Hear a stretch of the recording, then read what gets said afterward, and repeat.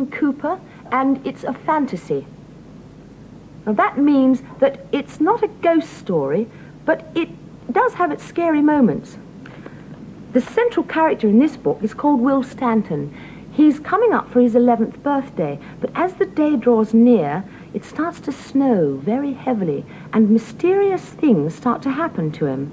But the strange thing about it is that nobody else in his family seems to notice. It's only to him that they happen, and it's only to him that these strange people who seem to come from a darker and older time reveal themselves. Well, I'd like to read to you his first encounter with one of these people, Herne the Hunter.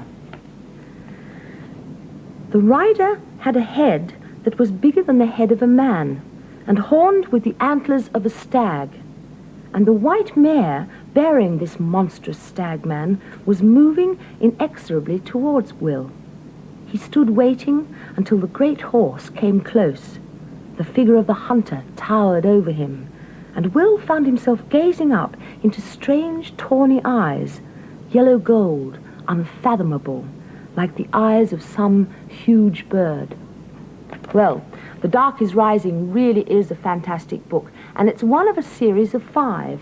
And Will's family feature in all of them. Now, if you have a look at these here, you may see that there's a similarity in these cover designs, and that's because they were all done by one man, Michael Heslop, who's a professional artist and illustrator living and working in Devon. I ride every weekend on Exmoor, and it was because of this riding, because of riding consistently, that I had the idea for this particular book cover. The idea originally came from a particularly nice passage about the hunter. Also, using the mask of the hunter. In the case of this particular mask, the description was of antlers of a deer, the ears of a dog, the eyes of an owl, and a human mouth. In his studio, Michael showed us how, once he has the idea for the cover, he collects photographic references to work from. Having got these, he makes lots of thumbnail sketches.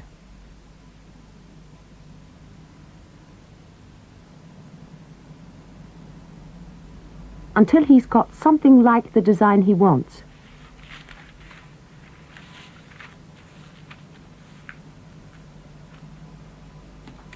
Then he has to make a master tracing of this design.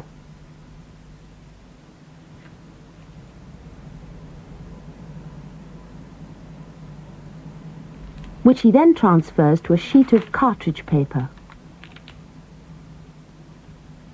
And then it's a matter of applying paint. And the final touch of mistiness is achieved by the use of a paint spray or airbrush.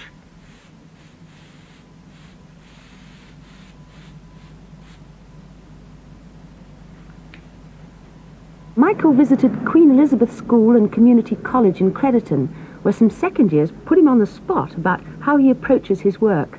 And whether you feel that the cover is suitable, in fact. Yeah. Why did you actually pick this picture? Because there's lots of different things in the book which you haven't picked out on the cover. When I first read it, I had a lot of ideas that occurred at the beginning, halfway through the book. But at the end, the most exciting bit I felt was when Herne was chasing the dark. Yeah. And it seemed to me that that was the most appropriate, most exciting. And it symbolised the whole book to me anyway, which is why eventually, I did in fact use that particular image. I thought it was a really, really good one. There was a feeling of mystery about the whole thing, about that particular mask.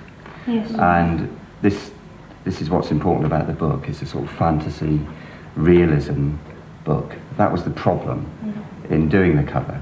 When you actually started to illustrate this, did you before read the book right through, word to word, or did you just skim it and pick out bits? Yeah, well, this particular one I've read fairly carefully. Yeah. But there are bits that one does in fact skim.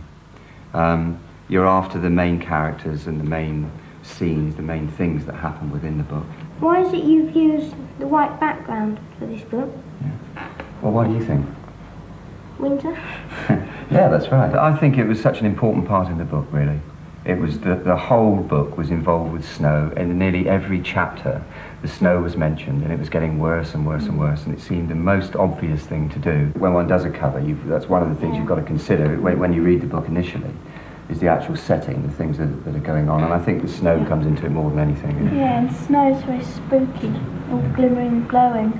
Yeah, it is. Well, that's the whole point. I mean, that was the one thing that one had to try and get over, you know, that, as you say, the spookiness of it. You know, it's true. I mean, it's the fact that everything is grey, black and white and grey, as a contrast to the colour that gives it its punch, really. Why is the horse black when in the book it says it's white? That's absolutely true. It was a white horse. And I considered it because really I wanted the whole of that shape to be very, very dark against a white ground. Did you actually do different sketches before you chose that one, or different points in the book? Oh yes, yeah, lots of them.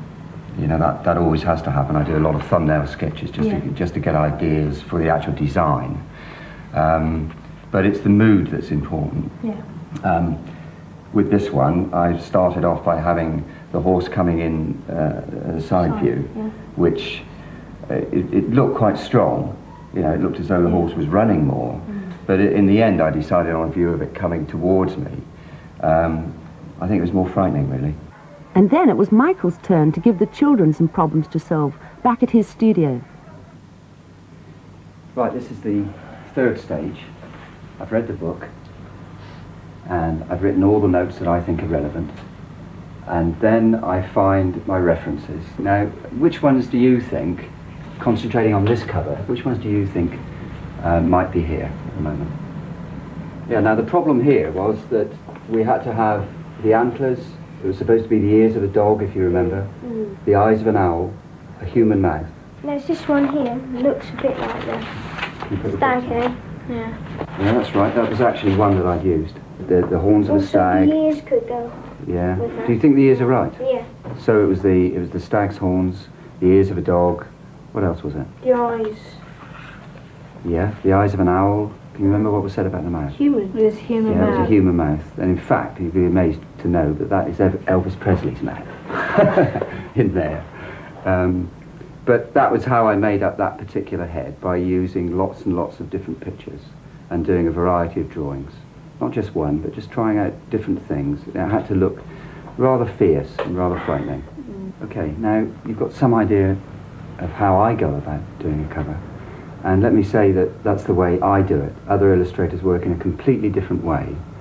And now comes the frightening bit, because I want you to do it as well. So I want you to go away and think about it and actually produce a cover design for The Dark is Rising. And in fact, that's just what they did.